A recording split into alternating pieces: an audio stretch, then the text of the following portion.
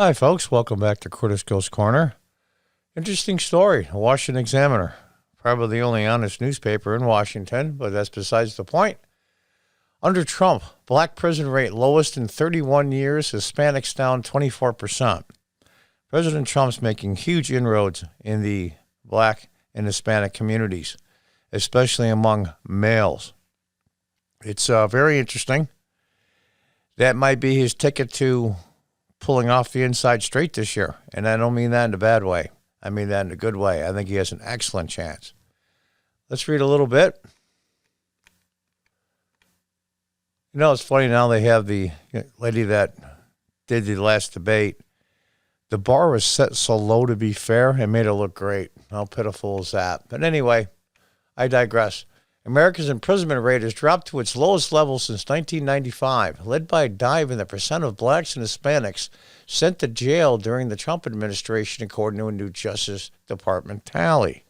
Some of these horrible sentencing that were put back in the 90s. I mean, it's talk about cruel and unusual punishment for non-violent crimes. For minorities, the focus of President Trump's First Step Act, prison and criminal reform plan, the rate is the lowest in years. For blacks, the imprisonment rate in state and federal prisons is the lowest in 31 years, and for Hispanics, it's down 24%. Across the decade from 2009 to 2019, the imprisonment rate fell below 29% among black residents, 24% among Hispanic residents, and 12% among white residents. In 2019, the imprisonment rate of the black residents was the lowest it had been in 30 years since 1989, said the report. And you can stop the graph here and look. I think what's happening is the old draconian sentencing. And the ironic twist to all that is the supposedly black leaders and Hispanic leaders in this country, all Democrats, at least the ones that are screaming. Back in the 90s, I'll be 64 next month, so I vividly remember, we're all governors, mayors, and city councils that screamed to the feds, please, please, please, the crack is destroying our communities. Please make these huge mandatory prison sentences so we can save our neighborhoods. It was done by city councils that were 70, 80% black and Hispanic and 100% Democrat. These were the people that wanted these draconian sentences. Well, they got them. They got them under Bill Clinton. Okay, fine. Now you're complaining about the incarceration rate. So it took a Republican to come in and say, you know what, this is stupid. Unbelievable. So you can stop the video here if you want to read the table. Explaining the rate, Justice Department said at year-end 2019, there were 1,096 sentenced black prisoners per 100,000 black residents, 525 sentenced Hispanic per 100,000 Hispanic residents, and 214 sentenced white prisoners per 200,000, while residents in the U.S. among sentenced state prisoners at year-end 2018, the most recent data available, unfortunately, a larger percent of black and Hispanic prisoners than white prisoners were serving time for a violent offense. For this report, the DOJ counts those in prison for more than a year.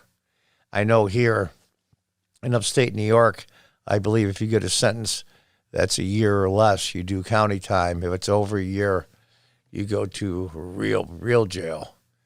And if you can see the Washington Examiner, you want to Google search. I Google search Washington Examiner prison rates, black prison rates. I believe I punched in, and this will give you the idea, and it will give you the entire U.S. Justice Department breakdown. 38 pages of it. 38 pages of it. For its report, the DOJ counts those in prison for more than a year. The report did not cite any reasons for the drop. Yeah, because there's people in the Department of Justice that are deep state and they hate Donald Trump's guts, and God forbid if he gets 2 ounces of credit. Trump recently led a bipartisan coalition to push through criminal reforms with the First Step Act that have helped to cut prison terms. Now here, if you go to, you'll see here, and you can zoom into this if you like. We'll go to If you want to go to, you just change the page 2 and enter, and it'll give you page 2, and you can go through and read the whole report. For those of you who want to read the report, you can get it from the Department of Justice website. And it's fascinating stuff. And I've got to say, reform was long overdue. And it's really a shame that the president and his daughter and his son-in-law and several other people worked hard on this, and they can't get an ounce of credit because it's an election year. They hate his guts so much. It's really unfair, and I think it really sucks. And if you saw some on the news, some of the people that have pardons or their sentence has been cut, there's a difference between a pardon and just letting you out of jail. A pardon, one means you have no record of that, and the other one means you were just let out early. So, and he signed a lot of those, and you saw the ladies that came out and the men that came out, been in jail for decades. Mostly drug offenses, no violent criminal activity to put them in jail. And it's draconian. And I remember back in the 90s when local city councils in the big cities, all Democrats were screaming for these things. Now they're screaming it's racist. It's so stupid. You want to bang your head against the wall. I mean, really. Anyway, folks, I thought you'd find that interesting. So, yeah, it's the support is way up in the Black and Hispanic community for President Trump, and I think this is a good reason for the increase. But also, I think the good reason is before the virus, the unemployment rate in the Black and Hispanic communities was the lowest in the history of the country. The history of the country. I think that played a huge role in it as well. Well, folks, for those of you that are Biden fans, read it and weep.